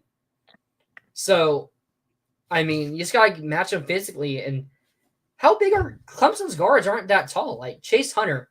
How tall? Like, isn't he pretty short? Or not short, I mean. Chase Hunter is 6. Okay, no, Chase Hunter is 6'4". Oh, okay, I'm just wrong there. Yeah, here. So Chase Hunter 6'4", Dylan Hunter 6'4", and Jaden Zachary 6'1". So that's a similar matchup with 6'5" Richard, 6'3" Clayton, and 6'2" Martin, who is a bit more physical. Mm-hmm. So maybe it's not that bad of a matchup for us. I don't know. I mean, man. Yeah, I mean, we'll cross that bridge, and obviously we got more time to get into this on Sunday. We'll cross that bridge when we come to it. I mean, I think Auburn's going to be a tough game in and of itself, but Rob, don't mind me. We would get beat by 50 with that lineup. I don't think we can beat by 50 with that lineup. We might win with that lineup. Mike is just not enough of an offensive force, is I think the problem with that lineup. Well, I mean, when you match that with Malak. That's true. Like, he's not that big of a force. I mean, the offensive ratings in that Clemson Duke game, 96 for Flag, 95 for Malak, Malik Brown, 96, and Isaiah Evans, 92. Yeah. And then the other guys actually were 144, 142, and 124. So they had good games, but you neutralized Cooper Flag, and they won. Yep. So, I mean, I remember, was that the game where Flag dribbled the ball off his leg out of bounds? I know he did it earlier in the season as well. like against Kansas and That Kentucky. sounds kind of right, but No. I'm not positive. I'm pretty sure all 3 of Duke's losses came off of Cooper Flag turnovers when they were trailing, like in a really close game. Because they lost by Kansas to 3. They lost to Kansas, man. That's crazy. And I mean, Kentucky, when Kentucky was healthy, they were obviously a lot better. I mean, Kentucky only scored 77, so they didn't even have a crazy offensive night. I mean, he hit 15 threes, but that was on 38. Oh, no, 10 on 25 attempts. Okay. I don't know. I mean, really, it's just neutralize Cooper Flag because you look at their 3 losses, and then that other game, the Kentucky game, Flag's offensive rating 103, so still pretty low for Flag. And then the Kansas game, 85. So the 3 losses for Duke, Cooper Flag had below 105 offensive rating. Yeah. So if you're asking for the best number 1 pick in the country to have a bad game to win the national title, it's that simple. It's that simple, folks. Oh, man. Do you have anything else you want to say on this stream? Yeah, I mean, I think feel like we've been pretty exhaustive about it, and we'll have a chance to kind of do a little bit more Duke prep, we shouldn't say. Let's just say Houston is also in this Final Four. Yeah, I feel. Yeah, you're right. I think there's been a lot of assuming here. Best team in Palm history. Yeah, and I think Houston's really good. I don't like the matchup for them against Duke, though. We'll see. I mean, maybe we end up talking about them as the national champion. Playing pretty well. Yes, I mean, and they looked good today. I mean, they shut Tennessee's offense down. Yep. So, we will see what happens there. I mean, I think we both probably expect if Florida can beat Auburn, then it's going to be Duke to win the national title. Or not, like they're going to have to beat Duke to win the national title, I should say. Yeah, Cooper Flag. November college basketball. Yeah. That's how that happens. Yeah. Nah, I mean, I think get past Auburn, obviously, we're already like, can we get past the number 10 team in Ken Palm history to beat the number 3, to have a shot at the number 3 team in Ken Palm history? Number 2 team in Ken Palm history. And if they beat us, they might be number 1. Yeah. Or if they even beat Auburn. Lovely set of affairs here. Man, I'm just happy the basketball program now is at this point to where we're having the discussion about winning the championship. I remember when I was just happy with getting to the second round. And I would have been sad if we lost to Texas Tech. I know it wouldn't have been the end of the world because we probably still would have returned a lot. But, it's nice to be able to continue talking about March Madness into April as a fan. Man, I mean, we got a whole nother week of this. We're locked in. We got a whole nother week of talking about it. It's awesome. That's the best part of March Madness is surviving a weekend and then getting a whole 6 days to not talk about it or worry about it. Yeah, we got to wait 6 days. Oh, it feels like it's going to be forever. Yep. I want to, let's see. I got to find something here. No, okay. You ended last show with a John Rothstein quote. Oh. And that was really well. So I was looking to see if he posted anything like witty or anything that would have went really well. But no, his latest comments were just about Todd Golden and working under Bruce Pearl. So unfortunate. That's profound. He hasn't tweeted in an hour. I mean, he's already done with Locked in March. Wow, John, what are you doing? How do you not post for an hour? I mean, it's probably closer to 2 hours now. 7:26, so it would be disappointed. 2 hours and 10 minutes. So unbelievable laziness from John Rothstein there. Absolutely, but that will do it for today's show. If you guys haven't already, make sure you like, subscribe, and share this channel with your friends. We are gonna have maybe a video tomorrow about the Javari Flowers commitment. Hopefully, I'd love to have a top 7 class in recruiting. But yeah, make sure you like, comment, subscribe. We will be live next Sunday, the same time, 7 o'clock. Hopefully, we're talking about the Gators in the national championship. Hopefully against Houston, I think that'd be the easier matchup. But yeah, no, I mean, as Richard Hawkins saying, go Gators. I think he typed the word alligator out so he could get the emoji and spammed it. Great show next Sunday. Championship discussion. The first championship I've actually been able to discuss as a fan for both football and basketball. So it'll be a great time. But we'll leave you on that. We'll see you next Sunday. And as always, go Gators.